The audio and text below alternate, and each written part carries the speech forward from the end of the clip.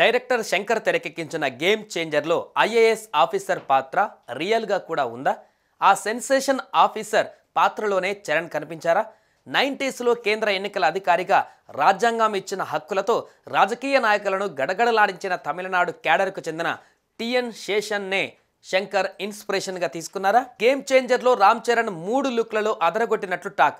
ఒకటి కాలేజ్లో లుక్, రెండోది ఐఏఎస్ అధికారిగా, 3 తండ్రి పాత్రల్లో అప్పన్నగా నటించారు. ఇక ప్రస్తుతం అప్పన్న పాత్రకి మంచి మార్కులు పడుతున్నాయి.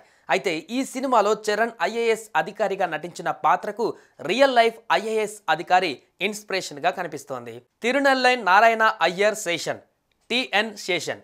ఈ పేరు 90స్లో ఓ సెన్సేషన్. ఆయన తీరు నేటికి ఓ ఇన్స్పిరేషన్. హిస్టరీ చదివిన వారికి కేంద్ర ఎన్నికల అధికారి అంటే టిఎన్ శేషన్ గుర్తుకు వస్తారు. రూల్స్ అనుగుణంగానే అనేక సంస్కరణలు తీసుకురావచ్చని నిరూపించిన వారు ఈ రియల్ గేమ్ చేంజర్. 1990 దేశంలో ఎన్నికల తీరు ఒకలా ఉంటే 1990 డిసెంబర్ 12న ఆ పరిస్థితి మారిపోయింది. కారణం, ఆ రోజు టిఎన్ శేషన్ భారత ప్రధాన ఎన్నికల కమిషనర్గా బాధ్యతలు చేపట్టడమే.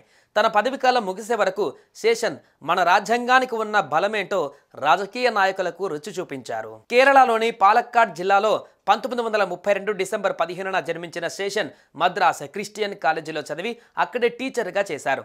గేమ్ చేంజర్లో రామ్ చరణ్ లానే పోలీస్ సర్వీస్కు ఎంపికైనా చేరకుండా 1954లో సివిల్స్లో విజయం సాధించి తమిళనాడు క్యాడర్ ఐఏఎస్ ఆఫీసర్ అయ్యాడు. కలెక్టర్గా ఉంటూనే హార్వర్డ్లో మాస్టర్స్ కంప్లీట్ చేశారు. తమిళనాడు నుంచి కేంద్ర సర్వీసులోకి వచ్చిన శేషన్ అనేక శాఖల్లో కీలక పాత్ర పోషించారు. 1989లో సివిల్ సర్వెంట్లకు అత్యున్నత పదవిగా భావించే భారత కేబినెట్ కార్యదర్శిగా నియమితులయ్యారు. ప్రణాళికా సంఘం సభ్యుడిగాను కొనసాగారు. అనంతరం 1990లో శేషన్ను కేంద్రం ఎన్నికల ప్రధాన కమిషనర్గా నియమించింది. ఇక అప్పటి నుంచి దేశ రాజకీయాలను ఓ ఊపు ఊపారు. రాజ్యాంగం ఇచ్చిన అధికారాలను నిక్కచ్చిగా పాటించి నాయకులనే కాదు పార్టీలను గడగడలానించారు. అయితే ఈయన కెరీర్ను చూసి ఇన్స్పిరేషన్ అయి కార్తీక్ సుబ్బరాజు ఈ కథ రాసుకున్నట్లుగా కనిపిస్తున్నారు. గేమ్ చేంజర్ చిత్రంలోనూ రామ్ చరణ్ కాలేజీ కుర్రాడిగా, ఆ తర్వాత ఐపీఎస్గా, ఆపై ఐఏఎస్గా, చివరకు ఎన్నికల అధికారిగా కనిపిస్తున్నాడు. ప్రస్తుతం చాలా మంది ఇది టిఎన్ శేషన్ నుంచి ఇన్స్పైర్ అయి రాసుకున్న క్యారెక్టర్ అని అంటున్నారు.